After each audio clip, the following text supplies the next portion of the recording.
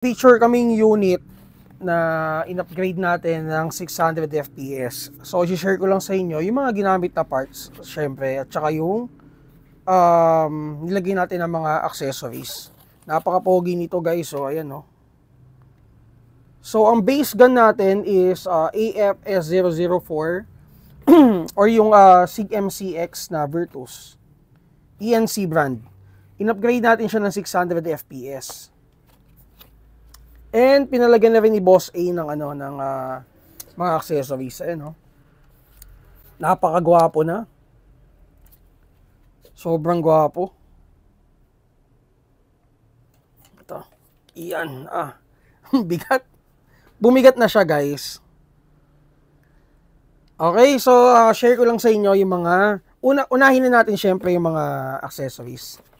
So for the accessories, naglagay tayo ng itong Shera na tawag dito, Shera na suppressor.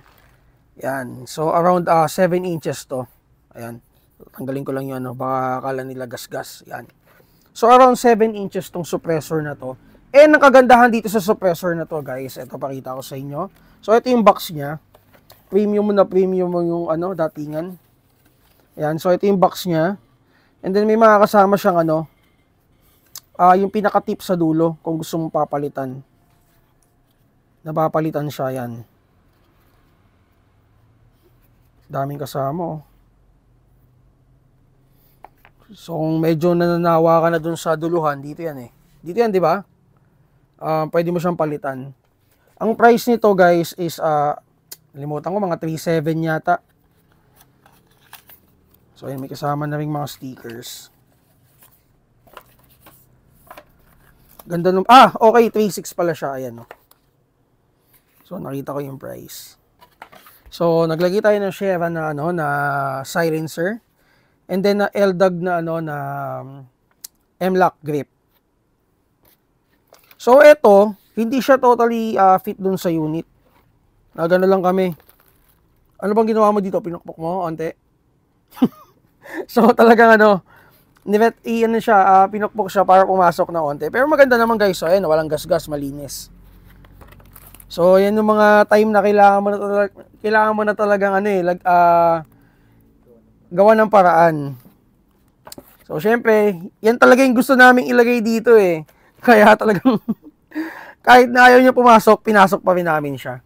So naglagay din tayo ng scope diyan.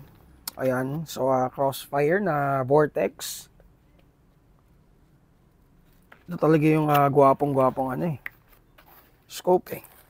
And then dun sa kabila, guys, naglagay kami ng offset. Dito namin nilagay yung flashlight. So kasi medyo lame yung datingan pagka dito sa gilid yung nakalagay yung flashlight eh. So nilagyan namin siya ng offset mount. And pogi no. So yun lang yung nilagay namin na accessories. And then guys, dun tayo punta sa sa 600 FPS. Test ko muna. Test ko na lang muna para makita nila. And then punta tayo dun sa parts.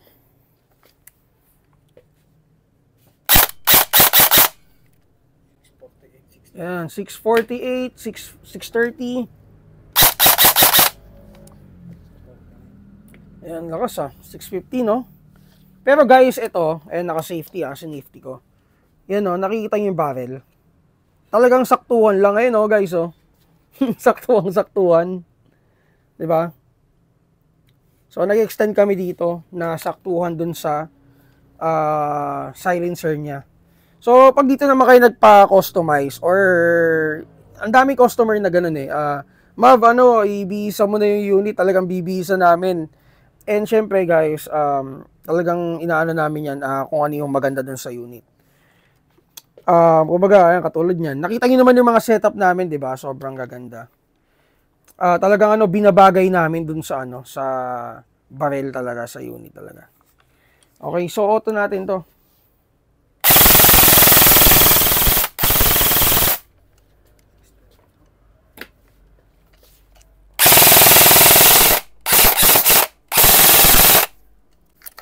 Ayan. So, mid-cap lang kasama niya out of the box. 120 rounds na na mid-cap.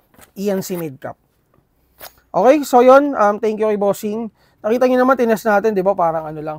Kala mo, stock na unit. Kung i-full auto. Okay, so ito guys, ang mga nilagay natin. Siyempre, MA 18:1 gears. Naglagay din tayo ng motor. Palit tayo ng motor. Ang nilagay natin is 40K na pinnacle. And then, Lonix na tawag dito, na half chamber.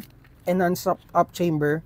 And then, yung pinaka-cover niya, hindi na yata nalagay. So, i-check namin kung bakit siya hindi nalagay. JG rubber. So, wala pa kaming stock ng SRC gray. Naglagay kami ng JG rubber. Okay naman siya. And then, delayer. Shims. Alos naubos yung shims, oh. And then, MA na cylinder body. Inner barrel, MA. So, ito yung pinagpalitan ng chamber set. So, lahat ng mga pinalitan, lahat ng mga parts na pinagpalitan, babalik yun sa client. So, SP170 girder. And, SHS nozzle. So, yun lang yung pinalitan namin. The rest, cylinder head, piston head, ano pa ba? Spring guide, and other parts na hindi ko nabanggit is stock pa lang. Okay, piston body. So, yun, hindi rin napalitan. Oh, saan? Okay, so nasa loob yung delayer na pinagpalitan. Okay, so again, thank you kay Boss A for this unit. And then guys, ito pala, oh. So, ito, di ba, nababanggit ko lagi na yung unit is nandun yung battery din sa unahan. Tawag dito, siya doon, nandun sa unahan, basta nasa unahan na, yun na yun. Nasa unahan, delay wire namin sa likuran, ayan. So, pag 2.2 LiPo, pag 600 FPS kasi, required na kayo ng 2.2 LiPo. So, hindi nyo na talaga magagamit yung mga small na capacity ng battery kasi nga, requirement na is 2.2 and then medyo mataas na discharge rate. Okay, so ayun, nire-wire namin, malinis. And then medyo nag-cut si Guntech dito ng small part lang. Ayun, malinis din, para dun ilalabas yung wirings. Ayan. So 2.2 Storm power. Okay? So, nagpaano rin pala si Boss A ng kaniko. Nagpa-setup din. Yun ang pogi, oh. Wala lang kaming plates. Dapat papalagay niya rin ng scope. Pero, yun nga, wala tayong available na plates, eh. Yung pogi. May bala to. Test na nga rin natin.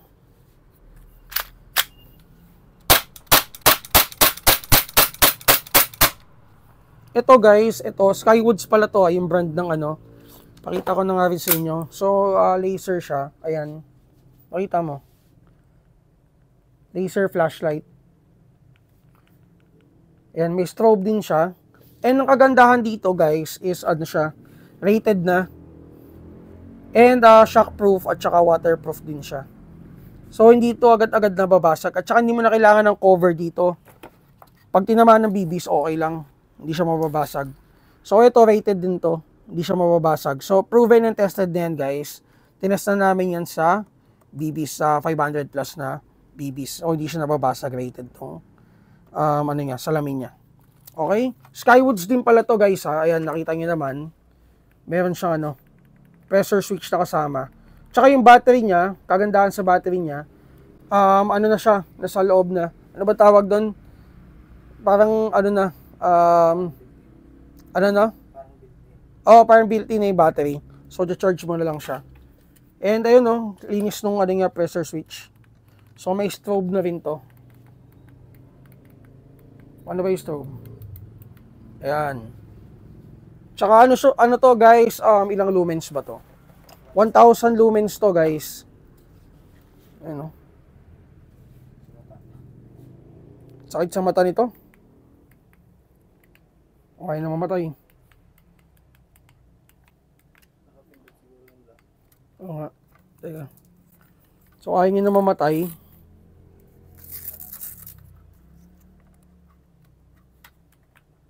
Hanggang matapos na yata ito. Ayan. Okay? So, hanggang sa matapos na yata yung ano, battery life, no? Tawa ako. Ayaw mamatay.